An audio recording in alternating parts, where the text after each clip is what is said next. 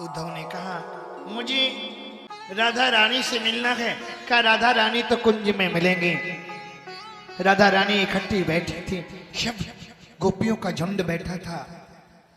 आज गोपियां बातें कर रही। आज सपने में आए थे कृष्ण। एक गोपी बोली मेरे सपने में मेरे साथ तो रास रचायो। एक गोपी बोली जब मैं पंदर पर पानी भरने के लिए गई तो कहता अरे सखी इधर देखो, इतने मेरी आंख खुल गई। मैं गाय दूध रही थी, इतने में मेरी आंख खुल गई। कहता इधर धार मारू। एक गोपी कहती है गोविंद तेरी भोली सूरत पर हे सावरिया, तेरी भोली सी सूरत सवरिया मेरे दिल में बसी जा रही है। बस हमें यही स्मृति आती है। सब गोपियां आपस में बातें कर रही हैं। राधा रानी भी बैठी, वो भी कह रही हैं हमें उनकी बहुत याद आती है।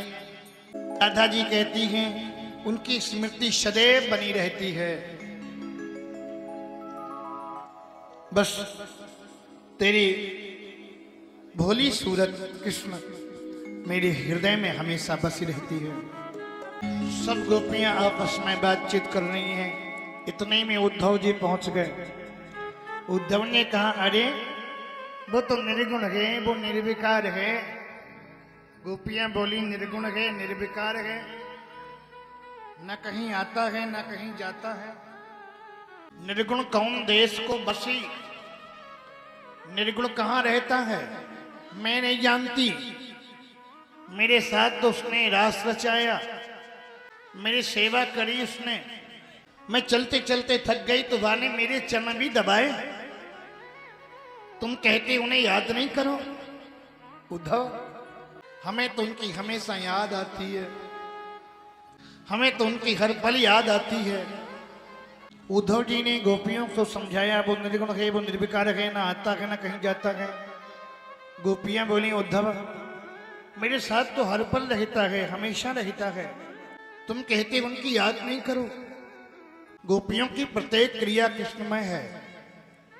सोती हैं कृष्ण के लिए, जागती हैं कृष्ण के लिए, खाती हैं कृष्ण के लिए, सारा जीवन उनका कृष्ण के लिए है। उद्धव जैसे ज्ञानी, उद्धव जैसे मनुष्य को बुद्ध, आज गोपियों के सामने बुद्धि काम नहीं कर रही है। गोपियों ने कहा प्रत्येक क्रिया में मेरे कृष्ण हैं। उनकी चुनरी में श्याम, उनके नैनों में श्याम, उनके पलकों में श्याम, प्रत्येक क्रिया कृष्णमय है।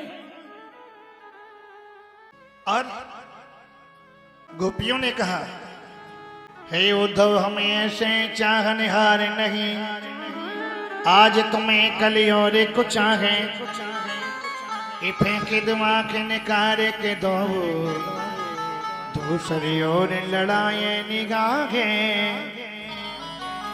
कृष्ण के अलावा किसी को चाह नहीं सकते। वृक्षों के नीचे बैठ बैठ करके जीवन गुजार लूंगी, छाती पीट पीट करके प्रणाम कर लूंगी, पर गोविंद के अलावा किसी को चाह नहीं सकती। राधा जी के पास पहुंचे। राधा जी ने कहा उद्धव कोई कोई दुख भी बड़ा मीठा होता है, कोई कोई पीड़ा भी बड़ी मीठी होती है। क्या पीड़ा भी कहीं कोई मीठी होती है, दुख भी कहीं मीठा होता है। राधा जी बोली हाँ, कोई कोई दुख भी बड़ा सुहावना होता है, बड़ा अच्छा लगता है। उद्धव जी बोले पीड़ा तो पीड़ा होती है।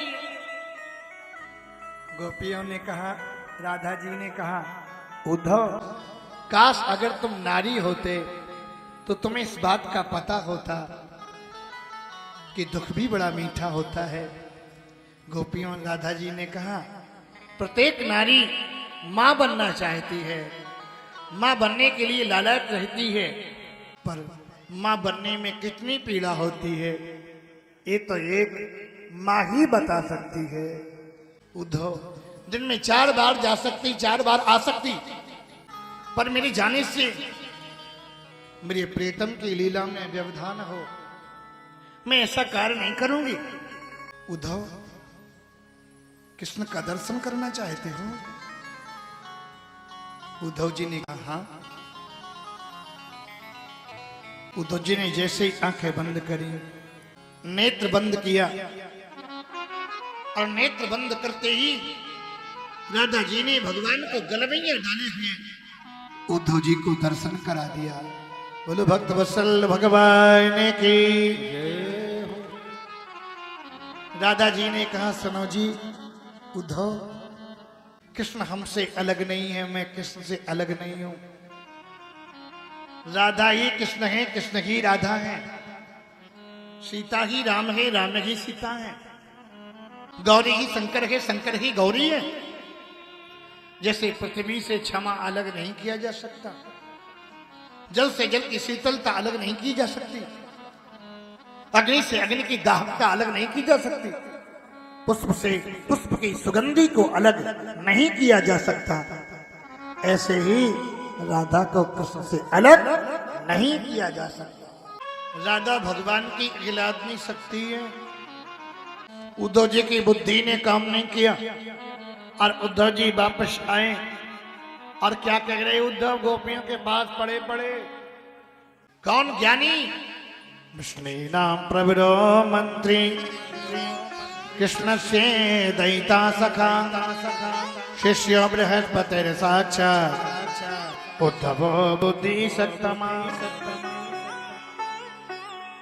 ज्ञानियों ने अग्र कर लिया। आज उद्धव जैसे मनीषी, उद्धव जैसे त्यागी क्या कह रहे हैं?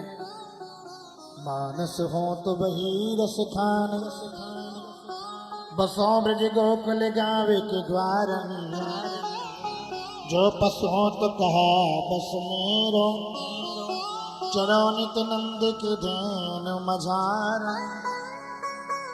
घास बनूं तो वृंदावन में बनूं, कंकड़ बनूं तो वृंदावन में बनूं, धूल बनूं रज बनूं तो वृंदावन में बनूं।